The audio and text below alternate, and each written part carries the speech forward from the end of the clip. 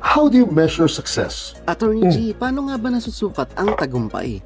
Ito ang opinyon ko. Una, kinukumpara ko ang narating ko na sa kung saan ako nagsimula. Para kasi sa akin, mas matagumpay ang isang taong, halimbawa, ay nagsimula sa wala at nakapagpatayo ng maliit na negosyo niya, kumpara sa isang taong minana lang at ipinagpatuloy lang ang negosyo ng kanyang ama. Mahalaga kasi sa akin ang hard work and perseverance, o yung pinaghirapan mo ang tagumpay na nakamit mo. Pangalawa, naiangat mo rin ba ang iyong pamilya? Para kasi sa akin, mas matagumpay ang isang tao kung bukod sa sarili niya ay naiangat rin niya ang mga tao sa paligid niya, kumpara sa isang taong sarili niya lang ang inatupag niya. Mahalaga rin kasi sa akin ang generosity, o nagamit mo ba ang tagumpay mo sa mabuti. At ang pangatlo, umangat ka bang wala kang inapakang iba? Para kasi sa akin ay mas matagumpay ang isang taong umangat sa malinis at makadiyos na pamamaraan, kumpara sa isang taong umangat nga ng todo, ngunit dahil sa nakaw na yaman naman. Mahalaga rin kasi sa akin ang journey mo at hindi lang ang tagumpay mo. Kung patas ka bang lumaban sa mundo. Ito lamang ay opinyon ko. Kayo, ano bang kahulugan ng tagumpay sa inyo?